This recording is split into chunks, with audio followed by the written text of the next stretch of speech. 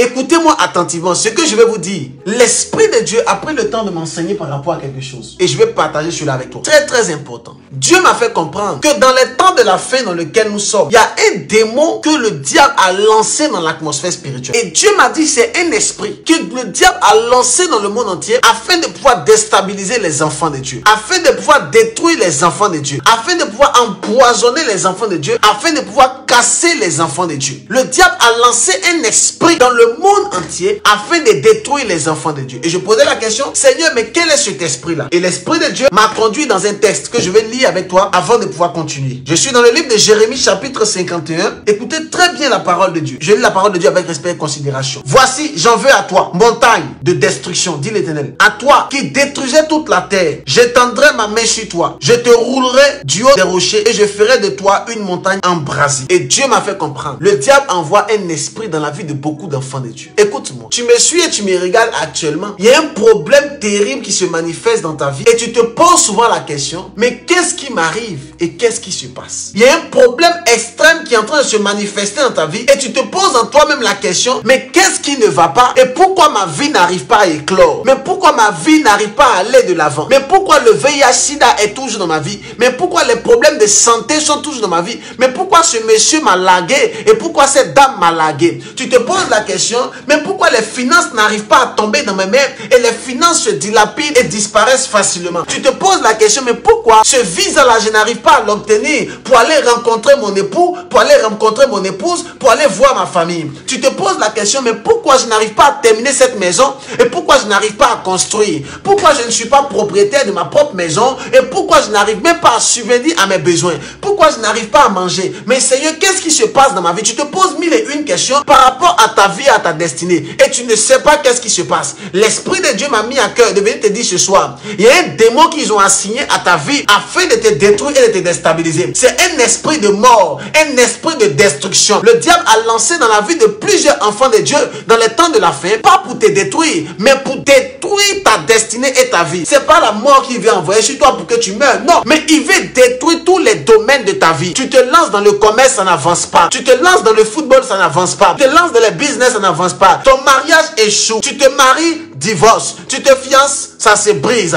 On veut te doter, il n'arrive pas jusqu'à la dot. Et tu te poses les questions, mais pourquoi ma vie n'avance pas? Mais pourquoi ma vie n'arrive pas à éclore? Écoute-moi, il y a une montagne de destruction que le diable a envoyée vers toi. Il y a un esprit de mort qui est venu apporter la mort dans tes finances. Voilà pourquoi tu n'arrives même pas à toucher les finances. Je parle à la vie d'une personne pendant que je parle. En fait, on te fait les promesses, mais on n'accomplit jamais les promesses. Il te fait les promesses, mais les promesses ne s'accomplissent jamais. Ils ne te donnent même pas le cas de ce qu'ils ont promis. Et tu te retrouves dans la dissolution, tu te retrouves dans les problèmes et tu te poses mille et une questions. Ce soir, je suis venu avec une onction surnaturelle et supérieure afin de changer ta vie au nom puissant de Jésus-Christ. Je suis venu prophétiser sur ta vie afin que tout démon que le diable a assigné à ta vie soit brisé par le feu de Dieu. Je suis venu avec une onction ce soir. Je ne sais pas si je parle à l'esprit de quelqu'un, mais je suis venu avec une onction ce soir afin de briser l'œuvre de la sorcellerie qui se lève contre toi. Tout démon qui se lève contre toi sera brisé. Écoutez, Dieu dit clairement dans sa parole, regardez. Dieu dit dans sa parole, dans le livre de Jérémie chapitre 51, verset 5, il dit,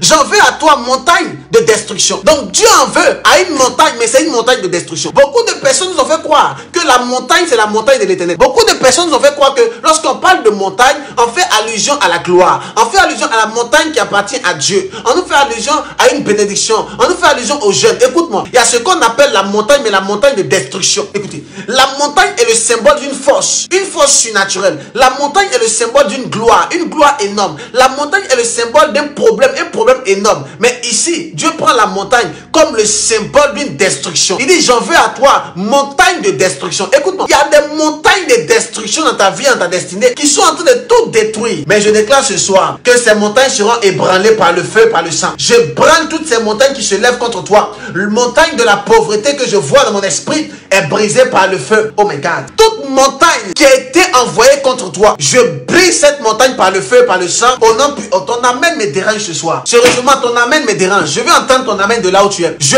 brise l'œuvre de la masturbation qui se lève contre toi. Toute montagne du péché, toute montagne de la perversité, toute montagne de l'impureté qui se lève contre ta vie, qui se lève contre ta destinée, est brisée par le feu, par le sang.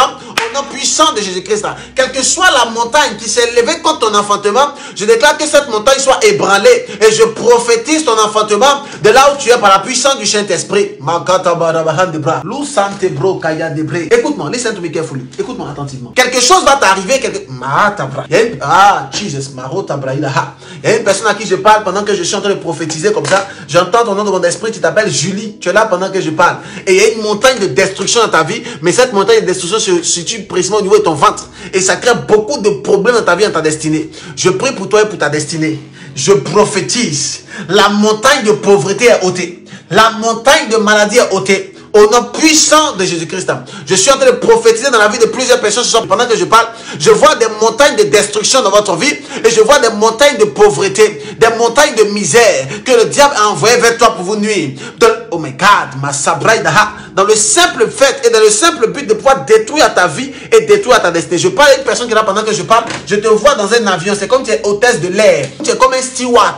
Je te vois dans les avions. C'est comme si tu es en train de servir des personnes mais dans les avions. Et je suis en train de prier pour toi parce que le diable se lève contre toi, contre tes finances. Je suis en train de prier pour toi ce soir. Et je suis en train de déclarer la libération complète et totale par la puissance du Saint-Esprit. I pray for you now. I pray for your destiny. I declare now. Dieu libère ta vie par la puissance du Saint-Esprit. Dieu change ta destinée in the mighty name of Jesus. Je prophétise dans ta vie, dans ta destinée, tous arbres que le Seigneur n'a pas planté, tout arbre que mon Dieu n'a pas planté dans ta vie sera déraciné au nom puissant de Jésus-Christ. Regarde ce que la Bible dit au verset 25. Écoute très bien. Voici j'envoie à toi montagne de destruction, dit l'Éternel. À toi qui détruisais toute la terre. La montagne de destruction, lorsqu'elle arrive, elle ne détruit pas une seule personne. En fait, lorsque la montagne de destruction arrive, elle détruit toute la terre. Ici, on parle de la terre. C'est pas la terre que tu vois physiquement, non. La terre dont Dieu parle ici, c'est toi et ta famille. C'est toi et ta famille. Toi et ta famille. La montagne ici, symbole de destruction. Mais la Bible dit ici, tu détruisais toute la terre. C'est-à-dire qu'il ne détruit pas une terre, il détruit toute la terre. Lorsque la montagne de destruction arrive dans ta vie, elle te détruit. Elle détruit ta maman, elle détruit ton papa, elle détruit ton petit frère, elle détruit tes soeurs, elle détruit tes cousines, elle détruit tout. Et elle vient se poser comme une montagne. Et c'est en cela que tu vas voir dans les familles, il y a des montagnes qu'on appelle généralement comme des hôtels. Ils sont indéracinables, ils sont imbrisables, ils sont incassables, ils sont instoppables. On ne peut pas les arrêter. Ce sont des montagnes qui sont dans les familles et des montagnes qui sont en train de détruire les familles. Ce sont des montagnes qui ressemblent plus à des montagnes de perversité. Ce sont des montagnes qui sont peut-être des montagnes de pauvreté, des montagnes qui sont dans la vie de plusieurs familles. Et ces familles n'arrivent pas à s'en défaire. Le problème, et ce qui est encore plus choquant, c'est que les familles reconnaissent la montagne. Tu vas arriver dans une famille, ils ont une montagne terrible. Tu te poseras la question, c'est quelle montagne? Tu vas voir que c'est une montagne qui a trait avec un esprit de colère. Tu vas voir dans une famille, tu rentres dans la famille, tu vas voir que tout le monde est colérique. Tu te poses la question. Et cette colère ferme toutes les portes. Tu vas arriver dans une famille, tu vas voir qu'il y a une montagne de destruction là-bas. On te demande la montagne de destruction, c'est quoi? On dit c'est une montagne de destruction, les femmes ne doivent pas se marier, les hommes ne doivent pas se marier. Quand elles se marient, elles divorcent. Quand ils se marient, ils divorcent. Tu arrives dans une famille, tu vas voir que tout le monde a l'argent, mais personne n'est marié. Tu arrives dans une famille, tu vois que tout le monde est intelligent, mais personne ne travaille. Tu te poses la question, depuis le papa jusqu'au plus petit, c'est un seul qui travaille et c'est lui qui est l'esclave de la famille. Il y a des montagnes de destruction, mais ces montagnes de destruction détruisent toute la terre. En d'autres termes, détruisent toute la famille. Ils sont venus se poser dans la famille comme des montagnes de destruction. Et l'Éternel parle à la montagne. Dans Jérémie chapitre 51, à partir du verset 25, il dit, voici, j'en veux à toi, montagne de destruction. Il dit l'Éternel, à toi, qui détruisait toute la terre. Mais écoute-moi, quelle que soit la montagne qui était dans ta vie. Oh, listen to me carefully, please. I want to speak to you tonight. I want to change your destiny. I want to change your life tonight in the mighty name of Jesus. Listen to me carefully. Écoute-moi attentivement. Ce soir, regarde, quelle que soit la montagne qui était dans ta vie, quelle que soit la montagne qui était dans ta destinée, quelle que soit la montagne qui était dans la vie de ta famille, dans la vie de tes frères et tes sœurs, pendant que tu entends juste le son de ma voix, la montagne est brisée par le feu et par le sang. Oh, tu ne m'as pas dit amen fort. Ton amen me dérange ce soir. Je déclare que toute montagne de servitude auquel tu étais lié est brisée par le feu au nom puissant de Jésus-Christ. Toute montagne de pauvreté, toute montagne de misère, toute montagne d'impudicité, toute montagne d'impureté, auquel lequel tu étais lié depuis des années. Je déclare que cette montagne est brisée par le feu. Je dis cette montagne est paralysée par la main de Dieu. Je déclare que toute montagne que mon Dieu n'a pas plantée en toi est déracinée maintenant. In the mighty name of Jesus. Je prie pour toi. Je prie pour ta famille. Je prie pour tes frères et tes sœurs. Et je déclare que la montagne est ôtée au nom puissant de Jésus-Christ. Masataka. Écoutez-moi, il y a des montagnes qui sont dans votre vie. C'est en cela que tu vas voir une personne qui est très belle de figure. Mais malheureusement, aucun homme ne vient vers elle. Et lorsque les hommes arrivent, ils viennent pour coucher avec elle. Mais pour rester, ils ne sont pas là. Quand ils finissent de coucher avec elle, c'est en cela qu'ils voient qu'il y a une autre personne qui est de l'autre côté. Et ils partent. Oui, il y a comme des montagnes de destruction dans ta vie. Ce soir, toutes les montagnes de destruction seront détruites par la main de Dieu. Mais écoute, il y a quelque chose qui me choque. Les montagnes de destruction sont détruites d'une manière bizarre. Regardez. Lisez la parole de Dieu. Au verset 25, qu'est-ce que Jérémie 51 nous dit? Au verset 25, regardez. Il dit, voici, j'en veux à toi, montagne de destruction, dit l'Éternel. À toi qui détruisais toute la terre, j'étendrai ma main sur toi. Je te roulerai du haut des rochers et je ferai de toi une montagne embrasée. J'étendrai ma main sur toi. Écoutez-moi, l'une des choses qui pourront permettre aux montagnes dans vos vies de pouvoir disparaître, il faut que Dieu étende la main. Oh, est-ce que je peux parler ce soir? Il faut que Dieu puisse étendre la main. Il faut que mon Dieu puisse étendre la main. Il faut que l'Éternel des armées étende la main. Si le Seigneur n'étend pas la main, écoute-moi, la montagne va rester. Tu vas beau aller voir le pasteur, la montagne sera toujours là. Oh, est-ce que je peux te parler ce soir? Tu vas beau aller voir le prophète, la montagne sera toujours là. Combien de fois tu es allé voir un homme de Dieu? Papa, il y a un esprit des eaux qui fatigue ma famille. Au jour d'aujourd'hui, est-ce que tu es marié? Zéro mariage. Combien de fois tu es allé voir un prophète pour dire, homme de Dieu, vraiment prie pour moi, intercède pour moi, parce que je me rends compte que... Zéro. Écoute-moi. Quand on parle des petits démons, un prophète peut chasser, un homme de Dieu peut chasser. Mais quand il s'agit des montagnes de destruction, oh, est-ce que je parle aux enfants de Dieu? Écoutez-moi, lorsqu'on parle de montagnes de destruction, on fait allusion à une montagne. Et une montagne, c'est pas comme un papier. Une montagne, c'est pas un petit démon. En fait, lorsqu'on parle d'une montagne, la montagne, avant de devenir montagne, fait des décennies, fait des siècles, fait des années. En fait, une montagne, c'est quelque chose qui a pris le temps de pouvoir s'enraciner. Une montagne, c'est quelque chose qui a pris le temps de pouvoir se creuser. Elle est devenue maintenant une montagne. Elle est forte. Et Dieu l'appelle la montagne de destruction. La montagne de destruction, c'est pas un petit prophète qui vient l'enlever dans ta famille. La montagne de destruction, c'est pas un pasteur que tu vas aller prendre au quartier pour venir enlever ça dans ta famille. La montagne de destruction, ce n'est pas les petites prières que tu fais à la maison, les veillées de prière. Non. La montagne de destruction, il faut la main de l'Éternel pour enlever.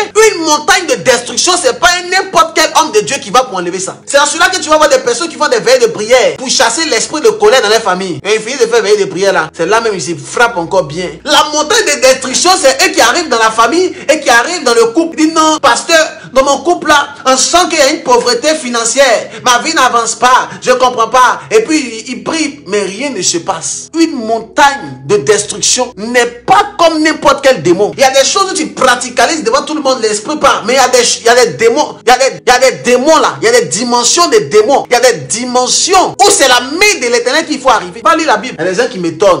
Tout pouvoir nous a été donné dans les cieux, sur la terre et sous la terre. Nous pouvons tout faire. Écoute-moi, le pouvoir a été donné à Dieu. Et Dieu a donné ça à ses enfants. Mais c'est pas à tout le monde. C'est pas tout le monde qui a la capacité de pouvoir faire ces genre de choses-là. La Bible dit clairement, j'étendrai ma main. Tant que la main de Dieu n'est pas étendue, tu as beau prier, le démon est toujours là. Mais on te parle d'un démon qui a plus de 4 siècles dans ta famille. Et toi, tu me dis que non, tu as besoin de déraciner. Tu as le déraciner comment? Tu fais comment? Un démon qui a maintenant les ramifications. Un démon qui a maintenant des tentacules. Un démon qui s'est étendu dans les générations qui est arrivé jusqu'à tes aïeux. Toi, tu dis que tu as besoin de l'enlever. Tu vas l'enlever comment? Tu feras comment pour l'enlever? Comment tu fais? Dis-moi, explique-moi. Tu fais comment pour l'enlever? Tu ne peux pas. Tant que la main de l'Éternel n'est pas élevée. La main de Dieu. Tu t'es marié combien de fois? Tu as divorcé combien de fois? Les gens t'ont promis de t'épouser combien de fois? Ils t'ont épousé. Tu as demandé à la dame de pouvoir t'épouser combien de fois? Est-ce qu'elle a accepté? Non, dis-moi. Parlons vrai, parlons sérieusement. Tu penses que c'est les petits démons? Il y a des dimensions dans les esprits. On parle ici d'une montagne. Une montagne de destruction. Jérémie chapitre 51 verset 25. La montagne de destruction, c'est Dieu qui s'en charge. Et Dieu envoie des hommes de Dieu d'une dimension et des calibres. C'est pas les petits. C'est quoi ça? Écoute-moi, excellent enfant de Dieu. Il faut que tu rentres dans une dimension de consécration, une dimension de puissance. Pour ôter cela. Ah non, papa, dans ma famille, les gens font combien? Faut venir prier pour moi. Je vais même pas. Je vais pas. Je vais pas là-bas. Il y a des gens qui m'étonnent. Je vais pas là-bas, tu n'es pas encore prêt toi-même. Toi-même, tu es en train de dormir dans le péché. Et tu dis que moi, d'aller enlever la montagne de combien dans votre famille? D'aller enlever moi d'aller enlever. Il y a des dimensions dans lesquelles tu as besoin de la main de Dieu. Et lorsqu'on parle de la main de Dieu, ça veut dire la personne qu'on doit délivrer. Cette personne doit avoir la main de Dieu sur elle. En d'autres termes, cette personne doit être consciente qu'elle a besoin de guérison, consciente de délivrance. Cette personne doit vivre dans la sanctification, dans les choses de Dieu. Mais toi-même, tu es dans l'impudicité chronique. Ta vie même n'en voit pas. Toi-même, tu ne cherches pas Dieu. Tu es encore dans les bars, les boîtes de nuit. Et tu dis que non, papa, non, il y a un démon qui me fatigue, il faut venir. Quand c'est les petits démons qui voient, en face ça rapidement. Même si c'est dans le péché, Dieu va te délivrer. Mais les familles, voilà pourquoi j'ai lancé un temps au niveau de la Côte d'Ivoire, l'opération Caravane prophétique pour libérer les familles. Les gens m'étonnent. Des démons qui ont fait des siècles, qui ont fait des temps. Est-ce que vous savez comment Dieu a libéré Israël? Parce que Israël a fait 430 ans en Égypte pour les libérer. Il faut lire la Bible. Il faut regarder si en un seul jour il les a libérés. Il y a des gens qui me scandalisent. Ah non, je vais te libérer en une seule soirée. La dame, elle est tombée ici. Hein. Elle est partie dans votre église, elle est tombée là-bas encore. Elle est venue ici, elle est tombée. Elle est partie là-bas, elle est tombée. Elle est partie là-bas, elle est tombée. Elle est venue chez le prophète Ange Zafat. Tombée mal, terriblement même. Vomi partout. Pourtant, elle me disait qu'elle était délivrée. Elle dit, ma fille, tu n'es pas délivrée. Tu n'es pas délivré. Vous savez pourquoi Israël n'est pas sorti le même jour? Israël pouvait sortir le même jour en Égypte, mais Dieu a pris des temps avant de les faire sortir. Si tu fais des cours bibliques et théologiques, tu vas voir qu'ils ont pris du temps en Égypte encore. Pendant que Moïse est venu pour les délivrer, ils ont fait du temps là-bas. Et quand vous lisez la Bible, vous voyez que ils ont fait, Dieu a envoyé 10 plaies. Tu penses que les 10 plaies, c'était en 10 jours? Non, hein. Les 10 plaies que Dieu a envoyées là, ça a pris du temps, ça a pris des mois. Et Dieu a envoyé 10 plaies, une plaie, 2 plaies, 3 plaies, jusqu'à 10 plaies avant de libérer le peuple israélite. Dieu a pris le temps de briser l'autel, de casser la montagne de destruction avant de faire sortir l'Égypte. Avant de les faire sortir de l'Égypte. Mais ce qui est pire, malgré que Dieu a pris tout son temps pour pouvoir déraciner tout ça, les Égyptiens les ont poursuivis encore. Il fallait la 11e plaie afin de les libérer. Les gens disent toujours que Dieu a envoyé 10 plaies. Dieu a envoyé 11. La 11e plaie est devant. La Bible dit que Moïse a étendu la main. Il a étendu la verge. La mer s'est divisée. Et ils sont passés. Quand ils sont passés, ils sont sortis. Après, le peuple égyptien a voulu montrer. Ils ont fermé. C'était la 11e plaie. Ils sont morts là-bas. C'est là-bas qu'ils ont eu la délivrance. Imagine-toi. Si la main de Dieu était étendue comme ça. Mais et toi? Et toi? Voilà pourquoi tu vois que tu es parti dans une église. Ils ont fait ta délivrance. Combien ils ont fait ta délivrance. Le pasteur a été délivré. Mais quand tu es arrivé dans l'autre église, qu'est-ce qui s'est passé? Tu es tombé là-bas, non? Bah, encore. Oh ma fille, ne parle pas trop de la 11e plaie. Ça, c'est un autre message. Ils n'ont pas entendu, ils n'ont pas compris. Et ils pensent que le peuple israélite est mort. Le peuple israélite a été délivré dans la 10e plaie. Non, hein. Le peuple israélite n'a pas été délivré dans la 10e plaie. Le peuple israélite a été délivré à la 11e plaie. Dieu même ne parle pas de ça. Dans la Bible, ça n'est pas écrit là-bas. On ne parle pas de ça. On ne parle pas de la 11e plaie, on parle de la 10 plaie. Mais la 11e plaie qui n'est pas écrite, c'est ça qui a délivré le peuple israélite. Sinon, elle est poursuivie encore même dans le désert. Mais la Bible dit Moïse a levé la verge. Et quand Moïse a levé le bâton, la mer rouge s'est fendue en deux. Le peuple israélite est passé à sec. Quand le peuple égyptien a voulu passer, c'est là que Dieu a fermé. Ils sont morts là-bas. C'était la 11e plaie. Pour montrer qu'il était Dieu et que la main de l'Éternel était là. Un jour, on prêchera sur le mystère de la 11e plaie. Le mystère de la 11e plaie. Un mystère terrible que je vais annoncer. Donc écoutez-moi, excellent enfant de Dieu. Des choses vraiment très importantes qu'il faut comprendre. Les montagnes de destruction sont des montagnes qu'on doit délivrer. On doit enlever sa mutilité de façon très importante. C'est pas les choses qu'on fait à la va-vite. Et Dieu a besoin de toi. Alors, tu as besoin de la main étendue de Dieu. Il faut que la main de Dieu soit étendue. Et pour que la main de Dieu soit étendue, il faut que tu vives une vie de sanctification, une vie de pureté, une vie qui glorifie le nom de Dieu. Tu passes ton temps à mentir, à voler, mais les enfants de Dieu sont étonnants. Tu passes ton temps à faire des promesses à Dieu et puis tu ne accomplis pas la promesse. Quel manque de sagesse et manque d'intelligence. Une abomination devant Dieu. Ah non, je vais apporter de l'argent à l'église et puis tu n'apportes pas. Mais tu te maudis toi-même et tu maudis toute ta génération. Et tu dis non Seigneur, étends ta main dans ma situation, enlève la montagne. Dieu ne peut pas. Tu passes ton temps à te masturber matin, midi et soir et dis Seigneur, étends ta main sur ma situation. Dieu ne pourra pas. Alors pour que Dieu étende la main sur la situation, il faut que tu vives dans la sanctification. Il faut que tu respectes Dieu. Mais tu ne passes ton temps qu'à mentir de toi à moi. Est-ce que c'est bon? Comment tu peux mentir comme ça? Comment tu peux voler devant Dieu comme ça? Comment tu peux avoir un mauvais comportement comme ça? Et dans nos églises locales, dans nos églises de maintenant, aucun homme de Dieu n'en parle. C'est plus important la sanctification. C'est plus important. Il faut venir hier prophétiser. Can I prophesy? Can I prophesy? Can I prophesy? Comme si Dieu est venu sur la terre là, c'est pour la prophétie. Et les enfants, leur mentalité, c'est comme si 1 plus 1 est égal à moins 1. Ils sont là-bas comme vous, on dirait mouche. Quel manque d'intelligence et de sagesse. Quel manque de compréhension de la parole de Dieu. La main de Dieu doit s'étendre. C'est clair et c'est net. Mais la main de Dieu a besoin de sanctification pour s'étendre. Sinon, la montagne va rester. Écoute-moi. Tu vas aller dans l'autre église, tu vas tomber, tu vas aller là-bas, tu vas tomber encore. Parce que tu n'es pas délivré. Même esprit de célibat est sur toi. La main de Dieu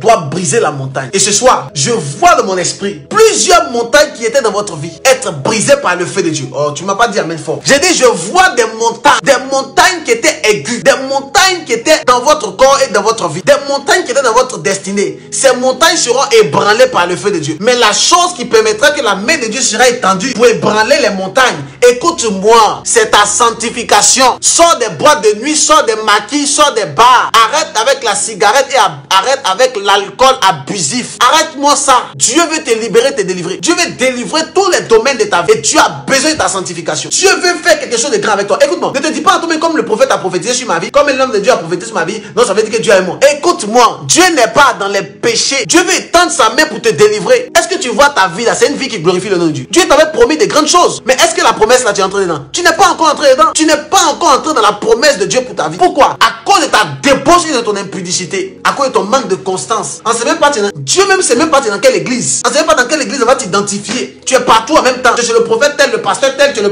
docteur, tu es partout. Tu es comment? C'est quel genre de personnes, quel genre de créatures? Et dis que Dieu m'a pas encore visité. Dieu a te visité où? Reste quelque part. Reste attaché au sceptre afin que Dieu puisse te libérer.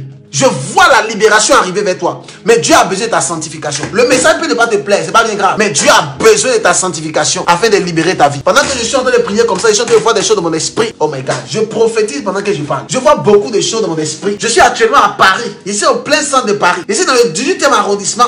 J'essaie de prier pour la vie de plusieurs personnes. J'essaie de libérer votre vie et votre destinée par la puissance du Saint-Esprit. Je suis ici, je me retrouve encore à Paris. J'essaie de libérer la vie de plusieurs personnes ce soir. Dieu libère votre vie par la puissance du Saint-Esprit. Toute montagne que mon Dieu n'a pas plantée, il étend sa main pour briser. Il étend sa main pour briser. Parce que les montagnes ont besoin de la main de Dieu. Et tu sais très bien que la main de Dieu ne peut pas arriver dans ta vie si tu es dans l'impudicité et l'impureté. Écoutez-moi attentivement. Quand je parle de l'impureté et l'impudicité, je ne fais pas allusion seulement au péché du sexe. Le péché du sexe est 1% de l'impudicité. Amen. Quand on parle de l'impudicité, les gens ont toujours attrait à la mentalité du sexe. Écoute-moi, c'est 1%. 1%. Ça n'a rien. C'est rien même. Mais le mensonge est au moins à 50%.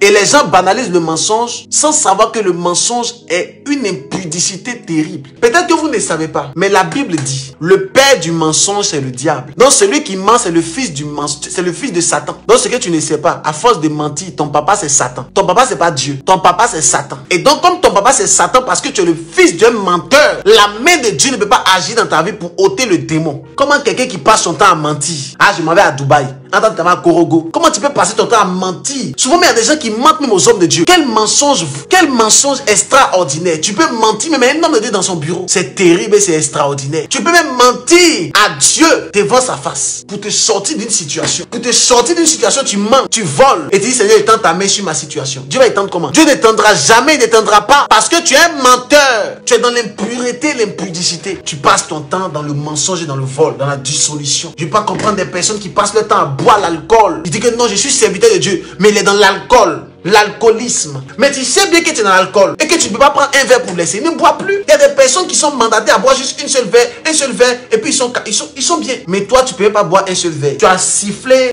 comment je peux dire, 66, 55, 45, Drogba, Aruna Dendane, tu as Efes, quoi encore, bière, alcool, tu as tout bu. Tu as bu, tu es maintenant dans le caniveau, tu es à gauche et à droite, tu parles de façon désordonnée, on ne sait même pas où tu es. Et puis après tu as prié pour dire Seigneur, étends ta main sur ma vie. Dieu va étendre où? Dans quelle vie? Dans quelle vie? Toi tu as quelle vie? Et puis Dieu va étendre sa main là. Dis-moi. Les enfants de Dieu se comportent maintenant comme des enfants abominables. Et maintenant les pasteurs, aucun homme de Dieu ne peut parler parce qu'il sait que s'il parle, le monsieur va quitter l'église. S'il parle, il va plus donner les dîmes. S'il parle, il va plus donner les offrandes. Faut donner aux offrandes, faut pas donner. Je te dis la vérité. C'est pas toi qui m'as appelé, c'est Dieu qui m'a appelé. Ça m'intéresse même pas. Tes offrandes, c'est pour toi-même pour te bénir. Ta dîme, c'est pour toi-même pour te bénir. Donc si tu n'as pas écouté le message, c'est pas bien grave. Je te dis la vérité. Je te dirai la vérité pour la gloire. Mais comment tu peux vouloir que Dieu puisse étendre ta main? Voilà pourquoi tu vas voir que, écoute-moi, tu es dans l'église, c'est vrai. Il y a les miracles qui se passent. Mais toi-même, tu n'as pas de miracle. Faut bien remarquer. Il y a les miracles, les gens sont guéris. Oui, tu applaudis, mais toi-même, tu n'es jamais guéri. Il faut réfléchir, il faut te poser des questions. C'est quel genre de miracle ça? 1.